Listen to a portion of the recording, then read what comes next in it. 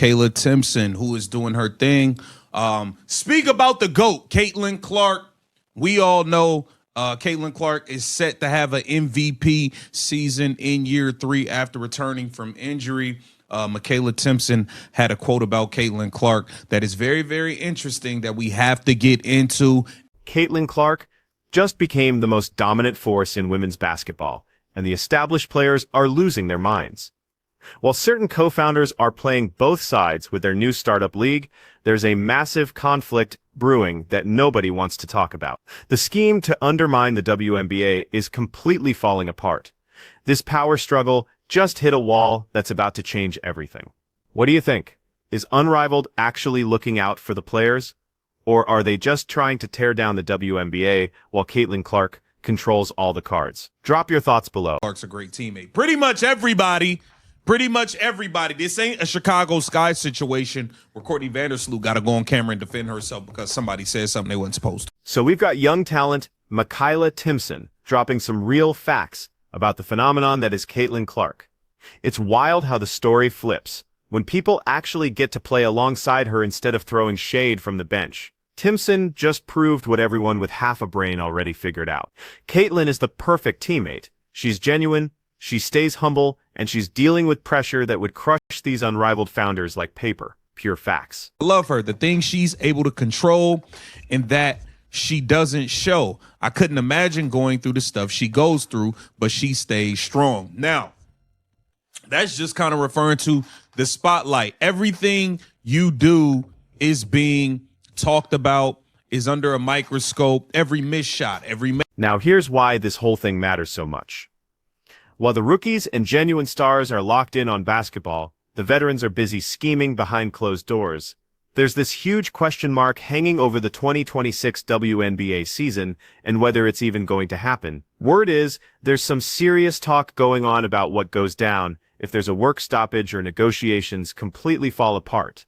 Rumor has it that Unrivaled, with Breanna Stewart and Nafisa Collier pulling the strings, might suddenly drop a 5-on-5 league to take over. I asked earlier if there is no 2026 WNBA season. Does Unrivaled decide, like, we're going to do a pop-up league somewhere? Do they extend their season? Do they start building out a second season? Like, there are always a million different ideas that it does seem like the everyday fan is thinking about too, you know?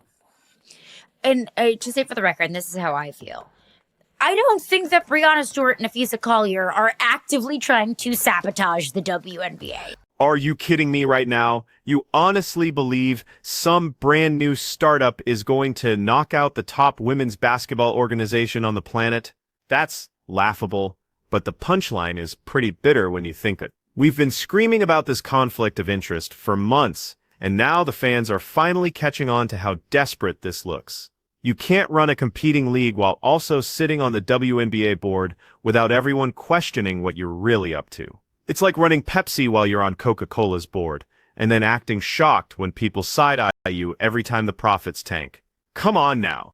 If there's no 2026 WNBA season, Unrivaled's thought process and plans for this, and this is why they can't get mad that we've been saying this whole thing with them running Unrivaled, being co-founders, but also being on the WNBA board is a conflict of interest. Is conversations and things like this on why they can't get mad that we're saying it's a conflict of interest. They keep insisting they're not double agents, working to destroy the WNBA from the inside. But check out what's actually happening. They're demanding a collective bargaining agreement that wants the moon, the stars, and everything in between all at the exact same time. This isn't about building the future of women's basketball. This is about veterans who see their careers ending and want one final massive payday before the Caitlin Clark era completely takes over. They need that money right now because they know they won't be around to benefit from the long-term success they pretend to champion. And don't even get me started on the schedule situation.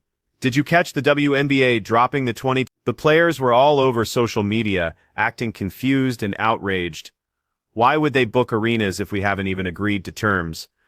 Well, maybe, just maybe, it's because the league is ready to keep rolling with or without you. The WNBA just sent the clearest message possible. The venues are locked in, The fans are ready, and if the vets want to boycott to go play in their fancy 3-on-3 boutique league, that's fine by them. The WNBA has Caitlin Clark. They've got Angel Reese, Paige Buckers, and Juju Watkins are coming up hot. The biggest draws in basketball right now are all on rookie deals. If the veterans decide to strike, the WNBA will just bring in replacement talent and let the young stars take center stage. Real talk, with the viewership even SUF fans are tuning in for CC, not for some boardroom drama disguised as basketball. Let's circle back to Makayla Timpson for a minute. With Natasha Howard probably out since she was more worried about chasing an MVP trophy she was never going to win than actually playing team basketball, Timpson is about to see her playing time explode. She's an incredible athlete, she can push the pace, and most importantly, she genuinely enjoys playing alongside Caitlin. That's what the Indiana Fever's future looks like. That's what the entire league's future looks like. The veterans are trying to control access to a sport that's already moved beyond them. They're stressed about prioritization rules because they want to bounce between overseas leagues and 3 different competitions simultaneously. They want everything, the whole operation, and the profits too. Meanwhile, real fans just want to watch elite basketball without worrying about a lockout ruining everything. It's so obvious what's happening here. Unrivaled is just a backup plan for the select few, while everyone else gets used as bargaining chips in negotiations that the vets are already losing. They can try to win over public opinion all they want, but the second the WNBA dropped that schedule, it was game over. The league knows exactly where the revenue comes from, and it's not from some temporary pop-up operation. It's from the once-in-a-generation talent they have locked up on rookie contracts. The buyer's remorse is going to hit like a truck when these players figure out they're not nearly as irreplaceable as they believe. You can't hold an entire league ransom when the audience is only showing up to see the person you're trying to push out. That's quite the strategy there. Let's see how that works out. Spoiler, it's going to crash and burn. Think about how ridiculous this logic gets. Unrivaled is out here flexing about $200,000 salaries and ownership stakes, while the WNBA is trying to figure out sustainable economics. But hold up. If Unrivaled has cracked the code, why did their ratings nosedive the moment the novelty factor disappeared? Oh, that's right, because they don't have the one person everyone actually wants to see play. Caitlin Clark rejected them not just once, but twice. She understands exactly where her focus belongs. She knows the WNBA is the premier platform, but the Unrivaled founders keep acting like they've revolutionized everything. It's genuinely funny when you hear Nafisa Collier calling WNBA leadership the worst in professional sports. Really? The same leadership that just secured an 11-year, $2.2 billion media deal.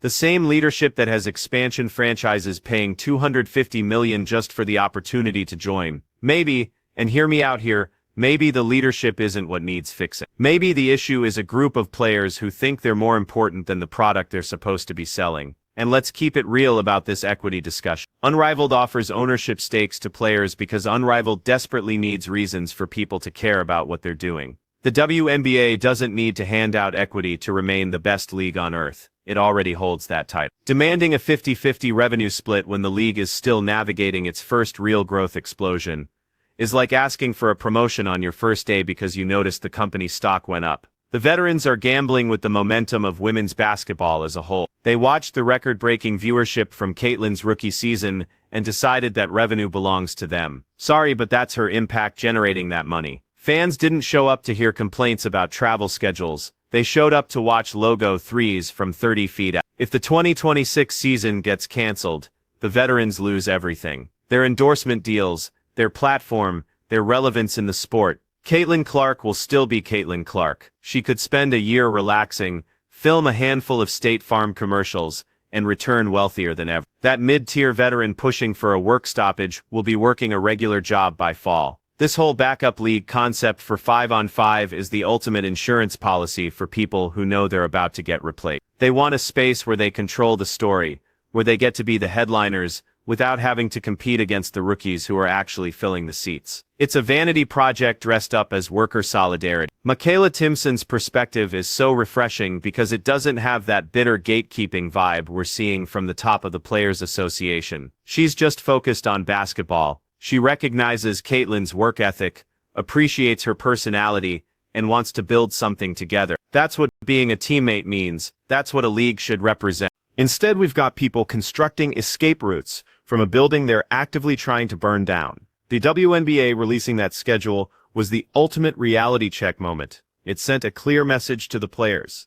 The courts are reserved, tickets are on sale, and if you're not there, somebody else will be. And you know what? Fans will still pack the arenas for Caitlin. They'll show up for Paige. They'll support the new generation. Unrivaled is currently dealing with serious struggles and declining ratings in year 2. That's what happens when you build a league on resentment and exclusion. You can't create a lasting business model based on being anyone except Caitlin.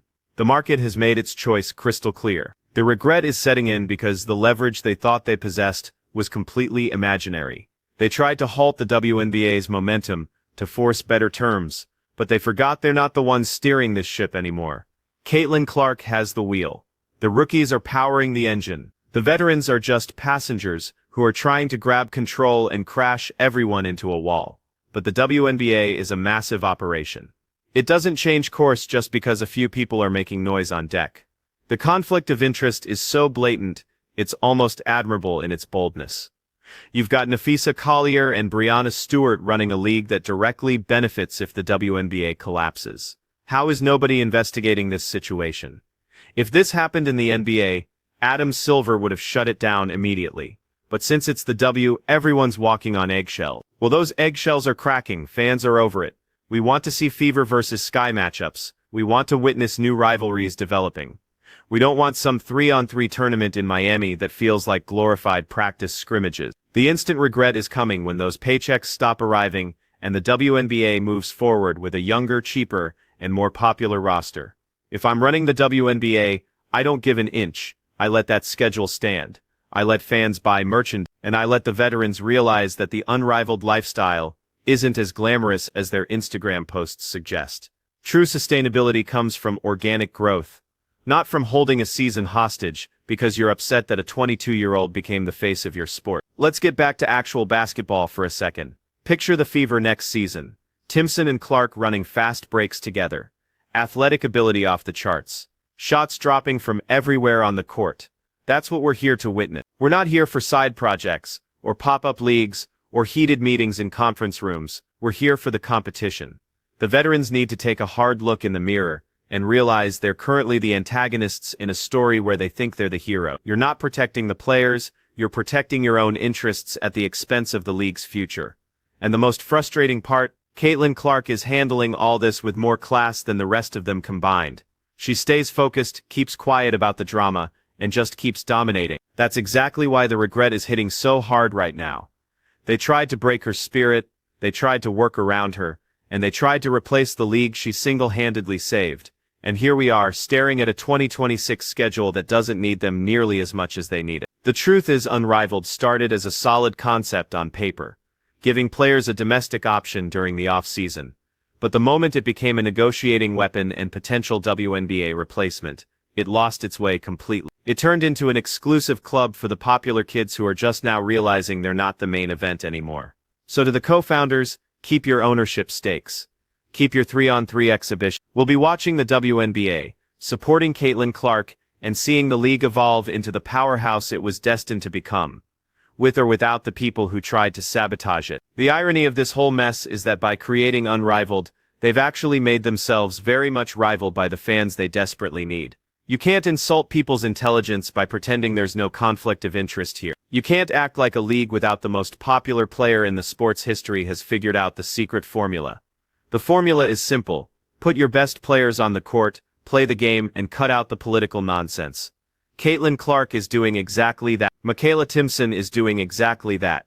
It's time for the veterans to either jump on board or step aside, because that 2026 schedule isn't moving. And neither is the Caitlin Clark revolution. The league is transforming whether the old establishment likes it or not.